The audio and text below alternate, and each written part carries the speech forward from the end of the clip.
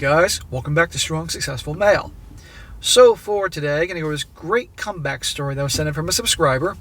This story guy, he's 45 years old, and he shares his story how he spent 15 years from I think age 25 to 40 in the marriage from hell to a woman who definitely, in my opinion, based on the description as a narcissist, did everything she could to make him feel like nothing, treat him like crap. She came from money and had a high-paying job, made more money, so therefore made him feel like crap, amongst many other things. And finally one day he had enough. He had enough, and he had to start. He literally crashed down to rock bottom, but had found the strength to turn things around, and now he's doing fantastic on all areas of his life. And that'll be a great one to go over here for all you guys out there right now that enjoy a good comeback story, or maybe you yourself are not happy in certain areas of your life, to know that you can make a change. It's going to be scary. It's going to be unpredictable. It can cause you a lot of problems in the short term, but in the long term, as a guy, the strength is in you can do that. And I might add, you're going to see in this story, because part of the story is the story of his dad and his mom's relationship, and then our guy here. His dad was married to a woman just like that. Our guy here's mother was exactly like the woman he married. So another lesson here about be careful of the gals you get involved with, because if you have a mother that has very negative qualities, a lot of guys end up getting involved with and marrying a woman just like their mother. So just be aware of that here. But our guy, he went through hell, but he's not doing great. And I love sharing these comeback types of stories, and I think you'll definitely enjoy this one. He says, Dear SSM, I'm a long-time follower of your channel. I've been watching your videos since the first days of your first channel. What prompted me to write to you is a lesson I've learned from my childhood and became extra clear in my adulthood. Namely, don't go into long-term relationships with women who are a higher status than you and or have more money than you.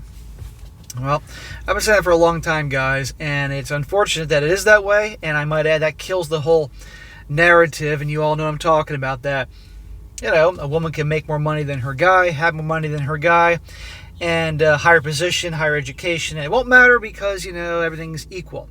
Wrong. Women, generally speaking, and I'm saying generally speaking, want a guy that they can feel like they got a prize, they got a good deal with, you know, makes more money than her, higher status than her, because that way she can brag to all her friends and all that, and a lot of it is about, let's be honest, the bragging. Women are very, very competitive with each other. For women, money equals status, equals respect, equals love. So if they have more status and money than you, they will never respect you, and therefore will never love you, much less be attracted to you. Even if they do, for a while, it will be the kind of love owners have for their pets. There are probably some exceptions, but generally such relationships are doomed from the start. Yeah, well, I love my cats, and that doesn't make a difference. That analogy doesn't work too well for the animal lovers out there that truly love their pets. Okay, they don't just see them as entertainment or accessories in the house. They love their pets. So here it goes. Growing up, my siblings and I all knew that my mother was the one who wore the pants around the house. We just never knew why. My mother was an abusive tyrant who, when my father was at work, would demean, threaten, hit, and often kick us out of the house. Your mother's an asshole. I spent a great deal of my childhood out in the street looking for stuff to do until my father came home and it was safe to return. My father was a real stand-up guy, and my siblings and I loved him dearly. He taught us most of everything we know, and he intentionally trained us for adulthood, and the things that he taught me in particular have shaped my life. Well, that's great, and imagine that, a parent actually preparing their children for adulthood. Yeah, what an amazing concept, because that's something that's been lacking for a long time here. But your dad didn't help you in one area, is that he was married to this tyrannical witch called your mom, and let her wear the pants in the relationship, you know. But I'm guessing your dad tolerated that because he didn't want to break up the family and thought it'd be worse for the kids and all that. But look at the damage she caused you and your brothers and your siblings. He was the kind of father who would take each of us on long walks just to talk, see how we were doing, listen to us, and share his wisdom with us. Since he was even-handed with all of us, there was never a question of envy. We each got his attention when we needed it, and to the extent we needed it. He would take us with him to all kinds of places, work included, and use any opportunity to teach us about life. He also taught me a great deal about women, inviting me to learn from his mistakes. As I was reading, I'm like, taught you a lot about women. Yeah. Clearly he stayed with you guys to obviously take care of you, because probably, I'm willing to bet you he stayed to take care of you and keep you safe, because he probably realized that if he got divorced, your mom would get you guys and would completely screw you up. So it sounds like he made really this incredible sacrifice to protect you. That's what I think. Only when I grew up a little did I learn to start to understand the dynamic between my parents and the reasons for it, or at least one of the reasons for it. My mother came from an intact family who were in the agriculture business and were very well off. My father, on the other hand, grew up in an abusive home with a violent father and a mother who was not the epitome of financial wisdom. At some point, his father passed away and was left to take care of his mother, who was in no position to help him in any way, though she was a lovely woman and I loved her very much. So your dad grew up in a family with a lot of abuse and problems, his father. So he ends up in a relationship with a woman that does the same thing to him. That's why I tell you guys that you're in a house, if you're married and you and the wife hate each other's guts and it's all this turmoil and fighting and all that, it's best to break up, even if it hurts the kid, even if you think in the short term it hurts the kids, because you're hurting the kids long term, because they're going to see what that's like, and they can end up relationships like that down the road. It's really unfortunate because they think it's normal. This meant that for everything my mother needed, she had her parents backing her. Not so for my father, who worked his butt off to bring in the bacon. But at the end of the day, he had nothing to his name but his family. Being a nice guy, he ate up everything my mother dished at him. When my siblings and I wanted or needed something, or were too severely punished, he served as the voice of reason, who would try to reason with our mother and defend us. Well, your dad shouldn't be reasoning with her. He should have been laying down the law. Okay? If he obviously wasn't leaving her, and I think to protect you kids, because she'd probably get you in a divorce, I'm willing to bet you that was the case, he should have been stronger to laying down the law, regardless of who her fucking family was, you know? After decades of hard work and extreme stress, the harsh conditions finally caught up with my father. He got diagnosed with a violent type of cancer, with slim chances of recovery. I remember to this day the time when I came along with my parents to one of his doctor's appointments with a recommended specialist. At the end of the meeting, the doctor offered two opinions of treatment, or two options of treatment. One was costlier but healthier, and the one was cheaper but less healthy. Before my father could speak, my mother blurted out that they would go for the cheaper option. What a piece of garbage. Not that anybody's surprised about that. A woman that truly loved their guy would spend anything to help him, even if it meant that he would be around just a little bit longer. There was a moment of awkward silence in which the doctor, my father, and I glanced at each other in shock. My mother never even noticed a thing. Because she's a self-absorbed asshole, that's why. About 3 years later, my father's illness was at a very developed stage. Nothing helped. When I drove him to one of the doctor's appointments, he confided in me that my mother and him were in a very bad place, and that my mother offended him very badly. Offended? That's putting it mildly. It sounds like your parents were never in a good place. Apparently he offered something, or wanted something, and my mother shouted at him that she had to protect her family's money. And it occurred to him, protect the money from whom? From him? He confided in me that he had enough, and that he thought he had more life in him. He would have divorced her, even if it meant he would die alone. So, obviously you were older at this point. I don't know how old at this point, but still. You know, I still stand by the fact that I think he waited. He didn't divorce her because he wanted to protect you kids if she got you, but, you know, imagine how much happier he would have been if he ended it with her. Sometimes later, my parents were told that there was a new genetic treatment that could potentially prolong my father's life, if not cure him. But that treatment cost a real fortune. For a while, I wondered if my parents would try it or not. As for myself, back then, I worked as a night guard and spent nights on end praying for my father, making vows, and trying to bargain for his life. I convinced others to pray for him as well, anything just for my father to be spared. It didn't work. Not very long after, my father, who was a real family man, decided to take matters in his own hands. He took his gun, locked my mother at home, and went to a nearby field. You can imagine the rest. Holy shit. So your dad just doesn't want to suffer anymore, and also he doesn't want to cost the family anymore. He's trying, you know, by the way, when she immediately said go for the cheaper option, it would have been one thing if he did that. Like, sometimes you hear stories of parents that don't want the family to go into financial ruin, so they end themselves, if you will. You know, it would be one thing if it was his choice to say, let's take the cheaper option, or he just, you know. But it was her who made that choice. That says everything.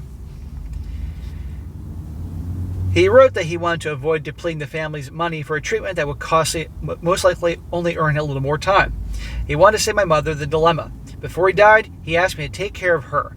He knew that if I had my way, the moment he died, I would leave and never speak to her again.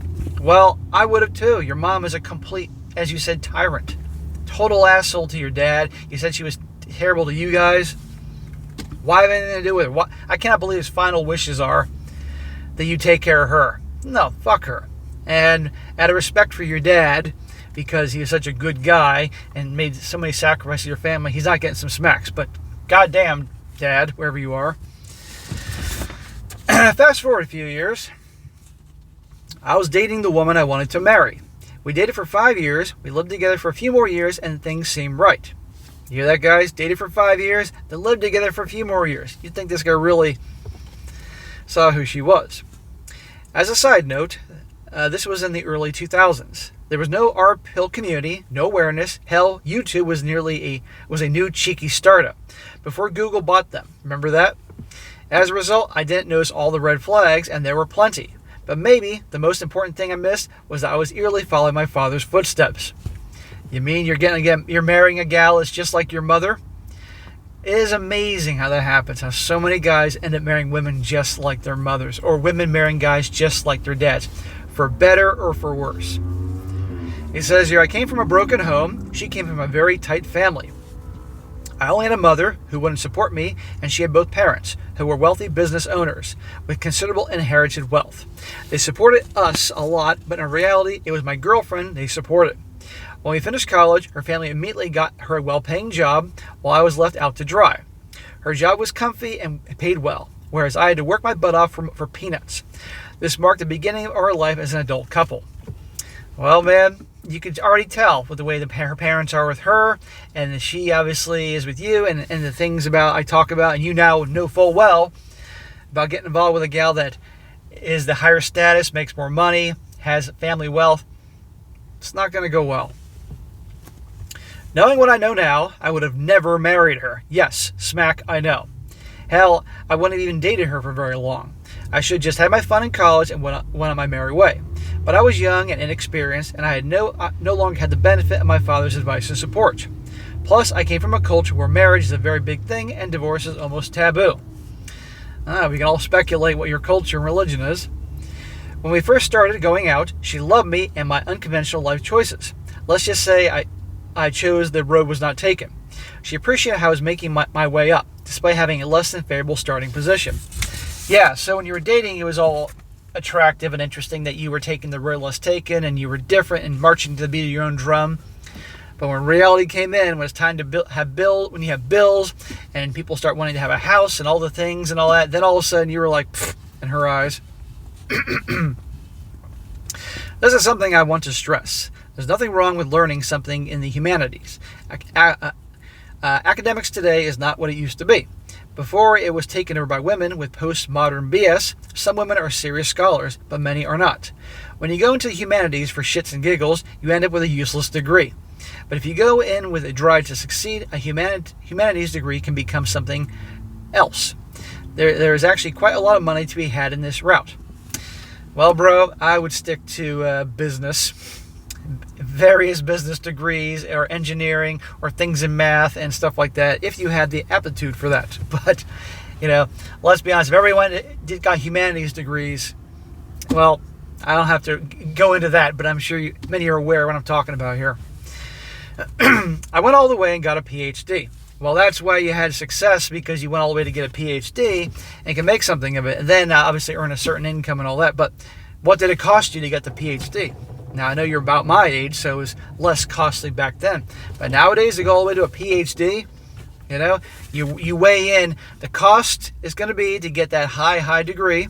And by the way, congratulations on your PhD. That is very cool. But the cost to get the PhD and the earning potential you're going to have in reality, and you weigh them together. I went all the way and got my PhD and paid my tuition many times over years ago. It just takes ambition, persistence, and the willingness to hustle. I respect your grind, sir. Doctor. I don't want to go into specifics of my field for anonymity's sake. Suffice to say, there is plenty of income to be had when you do things other people can or won't do. Well, I agree. Supply and demand. Bottom line is that you can get a very useful degree and do nothing with it, or a seemingly useless degree but take it to new heights. I hate to say this, but that's the difference between when academia was ruled by men who took their job seriously to whatever the hell subjective ultra-liberal BS we have today. Well, that's what we have today, ultra-liberal BS nowadays. And guys, I can't go a month without seeing an article saying less and less people are going to college.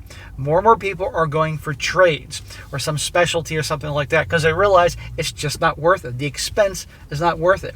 And more of these college universities are going to be shitting their pants. Sure, the big ones have these gargantuan multi-billion-dollar, tens of billion-dollar endowment funds. They're okay. But a lot of the other ones, it's going to be a problem. Back to my story. As time went on, my ex-wife watched me struggle to build my career from her cushioned position. It became clear that her respect for me was dwindling. She became arrogant, argumentative, very offensive, and so very cold. Needless to say, no bedroom action. She got it into her head that she was doing well in life because she was that good. I, on the other hand, was struggling so badly because I wasn't a high-quality man. Not, for example, because I had a vision and a burning desire to bring in the vision to life. So she got her great position because of her parents. And I mean, I'm sure she's probably not dumb, but they helped her along the way. And she has the cushion and insurance of the family wealth. You, on the other hand, came from nothing, busted your ass, and were taking the long route to get your PhD. And she thought she was higher and mightier and better than you and treated you like crap. You know, I mean, it's just...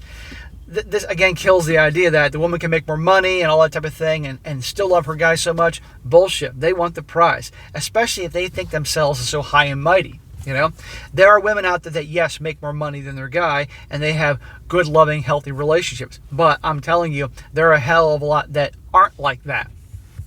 You know, it's. I've done plenty of stories. The changes were subtle at first. There were numerous tiny tests I failed because of my ignorance. I tried to fix my marriage and hold on to it as my father held on to his. Smack! That's how it works. The tests start off small. The disrespect starts small. Guy puts up with it for whatever reason. He doesn't want to rock the boat or make her mad. And then she starts to lose a little respect. And then the tests get bigger. And he doesn't check her. He doesn't stand up for himself. She loses more respect. And the tests get bigger. So it's very subtle until one day you wake up and you're like, what the fuck happened here? Next thing you know, you got an Amber Heard situation with her taking a dump on your pillow or something crazy. It didn't matter anymore that I helped her study and get through college successfully. It didn't matter that when we were just really starting out, she came to live with me on my dime. It didn't matter that while I wasn't bringing in a lot, I was the one who held a job and consistently brought in the money. It didn't matter that it was my car she was driving to work. It also didn't matter that part of the reason her career took off so much, so quickly, was that behind the scenes, I did some of the things that she told her superiors that she could do, but in reality could not. Yeah, but she's taking the credit for it. After a decade of marriage, she was already quite established, and apparently I didn't cut it anymore. For years, I tried to earn back her respect. Earn back her respect? Smack! She ought to be trying to earn your respect and love. But that's how guys that are, nice guys, at least at one point in their lives, behave. And he says, I know, smack.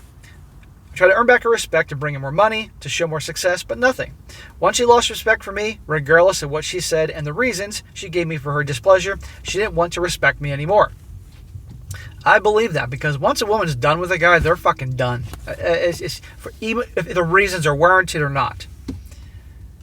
She was comfortable treating me like a peasant. She probably also enjoyed leaving me high and dry in the bedroom. It was also girl power, effiness to her, to be the one in control to make my life a living hell. Brother, I think I should state the obvious that many guys are saying at this point, if they're not throwing their beer cans or beer bottles at the freaking TV if you're watching me on your couch. Why the fuck are you still staying with her? Really? She treats you like dog shit. She makes you feel bad about yourself. She uses you. You're not getting any action. You don't have any kids.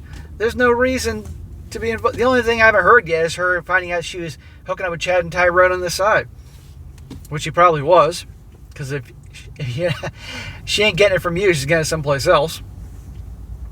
I remember I used to play the lottery for the minimum amount. It's cheaper than a movie ticket and gave me a few days of nice dreams.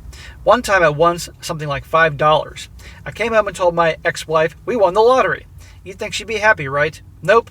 The color drained from her face, as if I told her that her parents had just died. She begrudgingly replied, "We didn't win the lottery, you won the lottery." Again, why the fuck he still married this bitch? I could see her entire world crumbling in her eyes. It was glorious. It was if there was justice. I really would have won and kicked her condescending, self-absorbed ass out. Well, you should have. It was at that time that I started watching videos about narcissistic abuse. From there, I found my way to men creating their own path and to the Crimson Pill. That's when I found your channel as well. From there, I started learning about Stoicism and embraced many of its principles. Finally, I felt I was becoming the man I wanted to be. I found not only the desire, but also the frame of mind and the type of attitude I needed to strive for self-fulfillment. Good for you, man. And obviously, it wasn't just me. It was other channels listening to other guys about narcissism and all those other things, other guys motivating you. Good for you. I'm glad I could help and do my part. But it wasn't just me, man. At the end of the day, guys, you can watch videos like mine. There's other great channels out there that do their thing and have their part. I'm not the only game in town. But it really is you, gentlemen, that make the choice to make a positive change in your life, whatever that may be. You can watch video after video for 10 years and nothing changes until you decide to do something about the knowledge you gained. Eventually, when I grew wise to my situation and remembered how my father ended up, I decided I've had enough. Hallelujah. My ex-wife was so sure I needed her in her family that it didn't even cross her mind that she had become a liability. While I helped build it, her career was not mine. She felt the money that she earned was her money, and she was doing me a favor by sharing it. Fuck her. Her family's wealth and connections were useless to me anyway. When I asked for the divorce, she didn't even bat an eyelash. She instantly agreed. My legal expenses threw me deep into debt, but I did not care. Money comes and goes, but life is priceless. At age 40, I got a fresh start, and that's all I wanted. Wonderful. Bro, you then have all those years of life experience and the knowledge you gained on watching all these channels and all that to then start over. Guys, we can always start over, okay? That's what we are as men, resourceful, strong, stoic. It ain't going to be easy. And it's going to be very frustrating and hard at times, and a lot of uncertainty. Most people have a very hard time dealing with uncertainty, not know what's going to happen next. But you're free. And I might add, you're 40 years old. A man who's 40 years old and takes care of himself is much more attractive to the opposite sex to a woman who's 40 years old and who's just a miserable, bitchy asshole. And believe me, you're still in your prime if you make something of yourself. Her prime has gone bye-bye a long time ago. Good luck her finding... Many people don't just want to pork her, if she's physically attractive at this point. As a parting gift, my ex-wife complained about me to my female supervisor at my new job. This led to a great deal of hostility towards me and my eventual dismissal. Well, maybe there can be grounds to sue your former employer. It is important to always keep in mind that women you divorce is not the woman you dated or married, if that woman ever existed. After some thought, I decided not to dwell on that or to get swept up in her hostility game. It's just a type of drama they want. As the saying goes, the opposite of love isn't hate, it is indifference. I went on with my life without giving her the satisfaction of getting a reaction out of me. Never heard from her again. Good. I'm sure it's tempting to lash out at her, but that's what she wanted, the drama. Like so many others, I got fired when COVID hit. It didn't come as a surprise, nor was I sad to leave. My supervisor couldn't get rid of me fast enough or any other way, so the bug gave her a perfect opportunity. I was jobless, penniless, lonely, and quite depressed. Well, guys, it's in that moment when we all hit rock bottom that you realize pretty much you're at rock bottom, so things can only get better from here. But you have to take action to make things better. But you know what? Even though you're at rock bottom, you're free, bro. Free to start over, a clean slate. But after a short period of slouching around, I decided to pick myself up and use this forced eclipse of the world to improve myself. I went back to the principles of Stoicism and created for myself a busy and strict daily schedule to follow. This prevented me from spiraling down. I went back to working out at home. I took it upon myself to study business and enrolled in several professional online courses. I dove deep into these in order to emerge a different person on the other side. Wonderful. I like that. He gave me a schedule.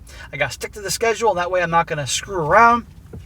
Got back to working out. You work out, you're feeling better because you when you exercise, guys, as many of you are aware, the endorphins go. You can put you in a positive state. I've had many times, guys, when I remember back when I was in martial arts for 6 years, where I had a lot going on in my personal life at that time. So there were some serious problems with my dad because my dad was dying, and he was I can't think of the term, but he was forgetting everything, dementia, and he was going to have to go into a home for a little while because my mom couldn't take care of him, and it got that bad, and it was constant trips down to see them and everything, and it was tough. And I'd make myself go to martial arts classes because I knew after about 10 minutes after the warm-ups and being around my bros, I suddenly felt better in a more resourceful state than when I walked in. So exercise really does help get you going and make you feel better as opposed to being depressed and feeling like you can't do anything. And many of you guys know that. That's why I always recommend exercise. And good for you for studying business because that's the thing to do. The first couple of years were horrible. I never knew I never knew if I would have money to pay for rent that month or for food the following day. Goddamn, dude, she must have wiped you dry. Afterwards, however, things started to shift. With nobody holding me back and whispering poison in my ear, I opened my own business, developed my career, and gradually raised my annual income. Great. That's what happens, man. You take a risk. You know, you probably had to max out your credit cards or whatever you're doing business-wise. But I'm going to guess probably you do something in the service business. You know, you using your skills, what you've learned. Who knows what you're doing? But the point is, good for you. 2 years ago, I passed the $250,000 a year mark. Bro, that's fucking sweet. By doing that and living beneath my means, ding, ding, ding, that's important, I was able to pay off my 6-figure legal debt and buy myself a nice second-hand car and a well-sized condo. Wonderful. Yay, capitalism. Yay, being an entrepreneur. Yay, having some balls and going for what you want. There you go. I rent out the condo, letting it pay its own mortgage, which still leaves me with some pocket money at the end of each month. In the meantime, I live somewhere considerably cheaper and keep my expenses low. The condo is in a very good area, and its price has nearly doubled since I purchased it. Aha. Yeah, so you bought it right before the market took off. Ironically, while my ex-wife looked down upon me for not earning more, she was always the one slowing me down. Well, because she's a narcissist, just like your fucking mother, and she wanted to look like the top person. That's why she wanted to hold you back so she could feel better. Because yes, she obviously felt like she deserved somebody better, but she felt better by having you in her eyes to look down upon and treat like crap. That's what they do.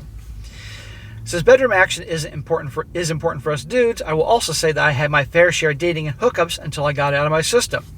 While I grew bored of hookups and started dating more seriously, I don't cohabitate, nor do I ever plan on remarrying. Good. Why would you? What's the fucking point? If you enjoy a good woman's company and having a relationship with, but no cohabitating and certainly not getting married, great. And when things run its course, or if it runs its course, then you move on, and you know you're going to be okay. You've gone through absolute hell. The marriage from hell, and then the hell of starting over, and all that. So now you know you're tough. So you can be on your own and be just fine. Don't you fucking get married again. I'm wary of disrespect and snuff out any signs of creeping in. Many listeners make fun of the men in the stories for letting women disrespect them so much. But women never start with the big steps or the big things. They gradually sneak that disrespect in, one test at a time. This way, if you call them out, they can play innocent and try to gaslight you into thinking you are overreacting. Eventually, it's far better to avoid problematic situations from the get-go. Yes, right there, dead on. Dead on. The test starts small because they start sensing weakness. Little test. Guy doesn't check her. Guy doesn't stand up for himself. She loses more respect, and the tests get bigger and bigger. And yeah, he could check her. You're being mean. I don't care. You gotta check him, guys. And again, remember, who do women always chase after? Who do women lust for? The bad boys. Do you think the bad boys ever tolerate any shit? Even the littlest shit test? Nope. They can call them mean, they can call them this, but they still are chasing after those guys. Remember that. What I would like my brothers from other mothers to take away from my story. Now this is very important, guys, so listen up. It says, the lessons SSM talks about may be entertaining, but they were written in blood, sweat, and tears of countless men. Don't think these things only happen to other people. They can and will happen to you if you're not careful. Some truths transcend time and geography. I'm 45 years old and I still have the rest of my life. I'm happy, but I would kill to have back the 15 years I spent on an unworthy woman. While I can't get time back, I hope my story will save you from sacrificing your time, energy, and happiness. Now listen to this part, really listen to what he's about to say here. If you lose your edge, women will lose respect for you and everything else will follow. Therefore, never put a woman above yourself, your money, your career, and your goals. Never let her forget that what was given can easily be taken away, including yourself. I always tell you guys, put yourself first. I can't make that anymore. Do not put her above everything else. They won't respect you. And they always have to know that they cross you, you will walk. Until then, well, you know. And if she's better off than you and is not afraid to lose you, save yourself the trouble and the heartache. Let her enjoy all the cats and box wine her money can buy. It may save your life. And finally, if you're unhappy, leave. Leave fast, leave early, leave late. Leave even when it's expensive. Leave even when it scares you. 40 is nothing. 50 is nothing. Leave as long as you have breath. You deserve to be loved and appreciated at any age. Amen. There you go. So guys, quite a story here of a guy who grew up in a household like that, married a woman just like his mom, made many mistakes like his dad, but eventually, thank God, got out of there and went through hardships, racked up major legal fees, got hammered in the divorce, but still started over, and now he's doing great. That is awesome. That is what a man does. Because, guys, life can be a major bitch. You ever notice, there's a saying, when it rains, it pours. You ever notice, guys, when you're having problems in life, it isn't just like one problem and then everything's cool for 6 months. Usually it's one fucking thing after the other. And it really wears you down. To the point that probably many of you have experienced this. You don't want to get out of bed in the morning. You just want to have those covers over your head and go back to sleep where you can have some peace, not have to deal with reality. But you got to get out of bed and face your problems. And it's amazing, again, how much shit always happens at once. It's like, what the fuck? You know? But you got to be tough. You got to be strong. And you all have it in you. Every one of you may not think, every one of you have it. And for some of you may think you don't have it and you need to go through this or that, or get through that, or maybe go through that divorce or break up with that gal that's really disrespecting you, treating you like crap, or leave that job because it's the only job you know, or distance yourself from friends or family that are toxic or harmful, or whatever it is. You can do it. But you have to have faith in yourself and confidence in yourself. And it's far better to be on your own than be involved with someone, friends, family, girlfriend, a boyfriend, wife, husband, whatever, if you're a woman watching this, than to be miserable. You can turn things around. This guy did here, and it's fantastic. So your Father is smiling down from heaven upon you, watching out for you. He has your back. So, bro, great story here. I love a good comeback story. And I guarantee you, your wife, she may financially be okay because of her family, but I'm sure she has plenty of problems. I mean, your ex-wife. I'm sure your ex-life is not going too well. You, notice this guy's had hookups. He's had gals that he's interested in him, relationships. He doesn't care. He's enjoying his life, which means he's going to have more of them chasing after him. So you better be careful, sir. I'm sure it's not the same with her. All right, guys, that's it for today. Be sure to comment down below. Let me know what you think about this. Be sure to like the video, share with your friends, and subscribe. I'll catch you next time.